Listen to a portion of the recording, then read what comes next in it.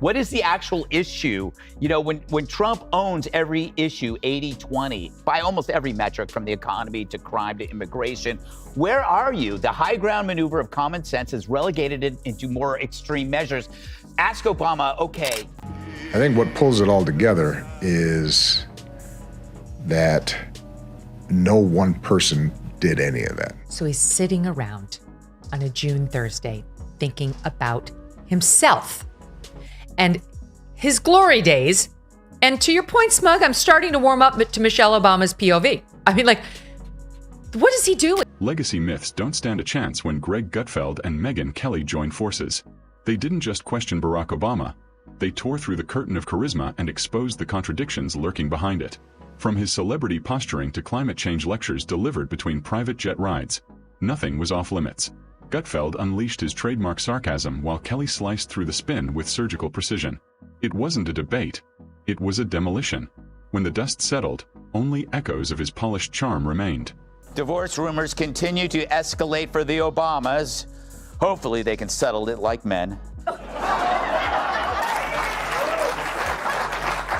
Terrible that you would applaud that. That.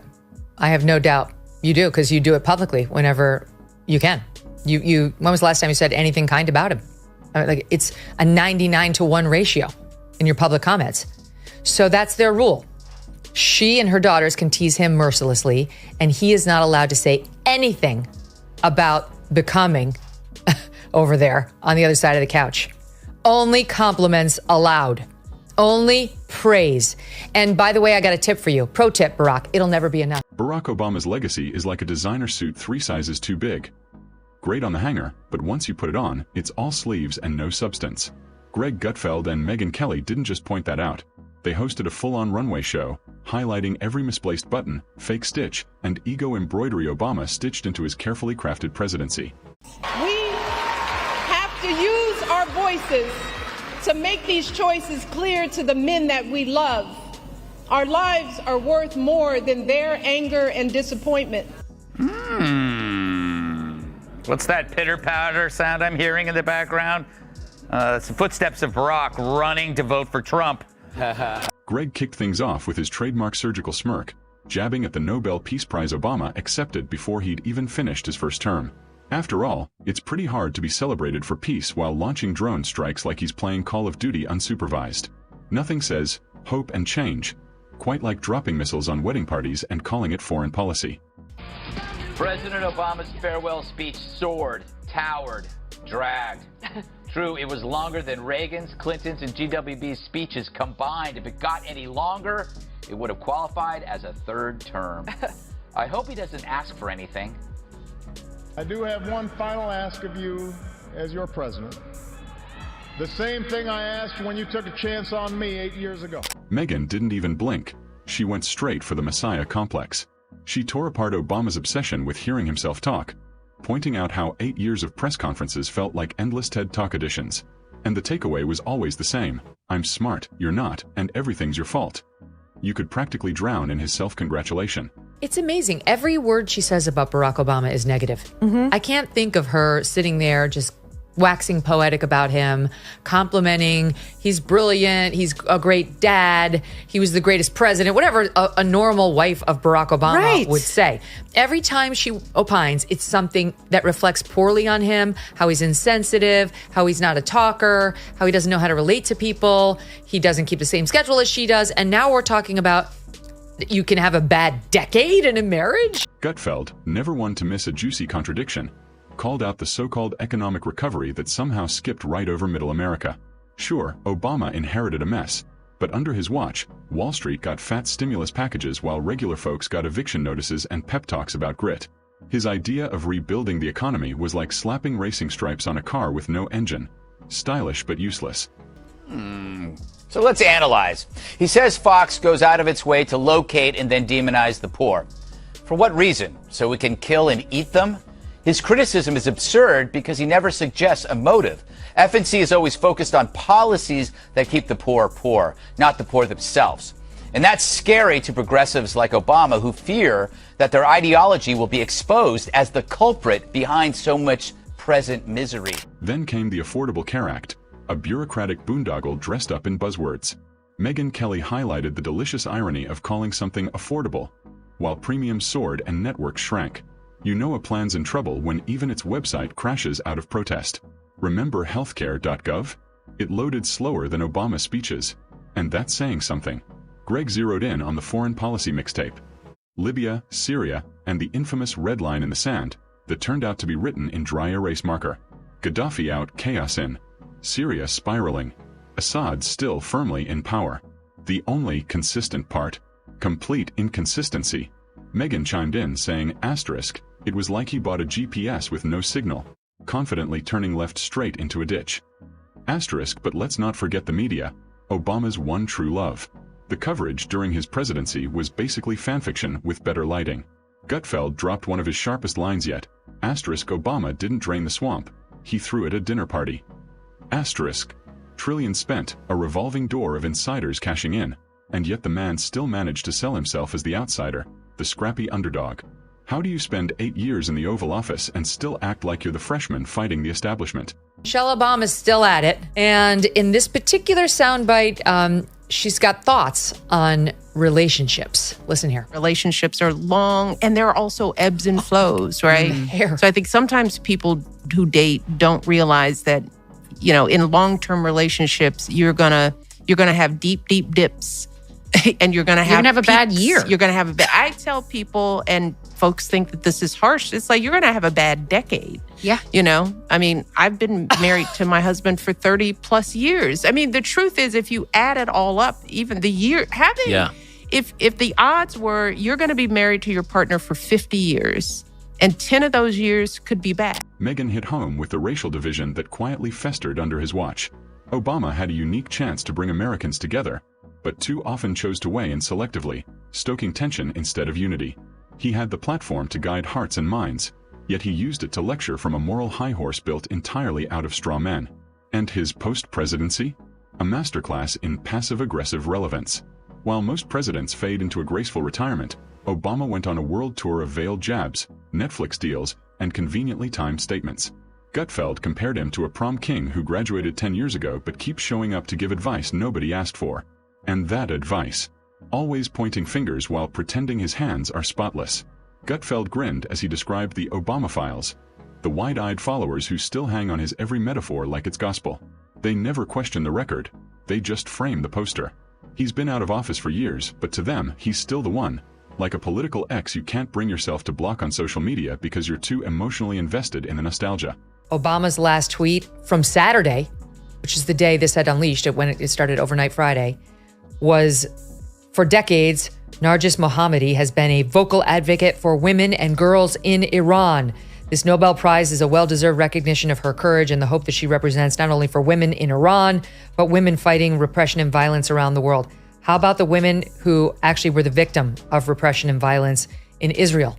No words for them, former President Obama, nothing to say about the children being murdered in Israel. So far, I guess he couldn't find time to actually use his little thumbs and tweet something. Megyn pointed out that while Obama spoke endlessly about dignity and decency, his party machine under him weaponized government agencies, sowed seeds of division, and built a cancel culture empire fueled by identity politics and smug elitism. It's a beautiful paradox, using unity speeches to divide people even more efficiently. Greg jumped in to shred the grand illusion. The myth that everything from 2008 to 2016 was some golden age. The economy was sluggish, the military stretched thin, and America's so-called global respect was just an illusion propped up by photo ops and apology tours. He was the guy who showed up at a construction site with fancy blueprints, gave an inspiring speech, snapped a selfie, and left while everyone else stayed behind to clean up the rubble. And who could forget that infamous legacy tour? Obama trying to rewrite history before it even had time to settle. Megyn nailed it when she called it a one-man parade with no crowd, just confetti cannons and an echo chamber. He didn't want a legacy. He wanted a monument. The man tried to sculpt Mount Rushmore with a selfie stick. Greg then dove into the irony of the so-called transparency president, running one of the most secretive administrations in recent memory. He weaponized bureaucracy with a velvet glove, saying one thing, doing another, and ghosting congressional subpoenas like bad Tinder dates. Speaking of Barack Obama, he decided to drop a post on X today, and I thought, okay, maybe in the wake of the Pete Hegseth presser, he's going to say something like, no matter how you feel about the Iranian strike, hats off to our, boys in blue, our guys in the bombers. He went a different way. This is what it was. Curious how you're thinking about this eulogy specifically in the moment and all the tensions that you just brought out. I didn't even want to talk. I was so mad. Part of the reason I think I ended up having anything to say at that moment was when I heard some of the victims' families forgive the shooter. And I thought, all right, let's see if maybe this is a way America can hear me. Megyn didn't hold back when she tackled education under Obama. Common Core was pitched as the gold standard for excellence, but ended up confusing parents, frustrating students, and turning basic math into a conspiracy theory. And who could ignore the student loan explosion? Young Americans were buried under mountains of debt while universities jacked up tuition like they were printing monopoly money.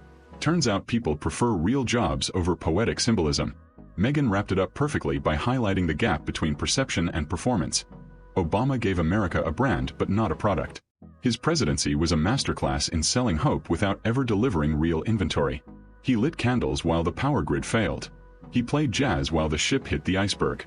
And to this day, in every interview, he holds that same posture. Head tilted just enough to look attentive, chin up just enough to remind you he thinks he's smarter than you. When a girlfriend comes to visit, it's usually like, you got to stay for 2 days because it's going to take us so much time to come to check up. Now, Barack's come in, he's come out, and he's like, y'all still talking? He'll sit down for 5 minutes and be like, how are the boys? And the flip side of my husband, right? Because he golfs. And golfing takes as long as the first session of our, it takes 5 hours to golf. He'll golf with his buddies, come back, and be like, how's X? He's good. He's like, what'd y'all talk about? Nothing. Gutfeld quipped that if smugness were a fuel source, Obama could single-handedly power California through another blackout. Then there's his legacy of division cleverly disguised as compassion. Under Obama, disagreeing meant being labeled. Criticism wasn't answered. It was dismissed. Opposition wasn't debated. It was demonized. He didn't change the game. He just swapped the jerseys, rigged the scoreboard, and somehow convinced the crowd he was playing fair. Greg wrapped it up with a sledgehammer. If Obama was a genius, then mediocrity just got a new definition. The truth is, he was a master of illusion. A walking, talking, teleprompting contradiction. Charisma without courage. Style over substance. And this is just scratching the surface. There's still more to dig through, more myths to melt, and more polished narratives to unravel. Because with Barack Obama, the deeper you dig, the clearer it becomes. It was all one big, overproduced, under-delivered political trailer. President Obama took another stand against evil yesterday, lashing out at ISIS, pernicious gang crime and human rights abuses in left-wing dictatorships like Venezuela and Cuba. I was kidding. He went after Fox News again. I think the effort to suggest that the poor are sponges, leeches, don't want to work, are lazy, are undeserving, got traction. And look, it's still being propagated. I mean, I have to say that, if you watch Fox News on a regular basis, it is a constant menu. They will find, folks who make me mad. Barack Obama's post-presidency tour has felt less like a statesman's encore and more like a world lecture series no one asked for, complete with a moral compass spinning like a toy in a Cracker Jack box. While he preaches about climate responsibility from private jets and oceanside villas, Greg Gutfeld and Megyn Kelly are right there holding up the receipts like annoyed accountants during an IRS audit. Megyn's not buying the recycled hope slogans, and Gutfeld's rolling his eyes so hard he might sprain an eyebrow. The absurdity of Obama talking about wealth inequality while raking in multi-million-dollar deals for speeches that say everything and absolutely nothing at the same time is irony that writes itself. Gutfeld compared it to a magician pulling rabbits out of hats, except this magician lectures the audience on economic disparity while charging $500 a seat. And the rabbits are sponsored by Netflix. Then there are the conveniently curated interviews where every question is softer than a therapy dog's pillow.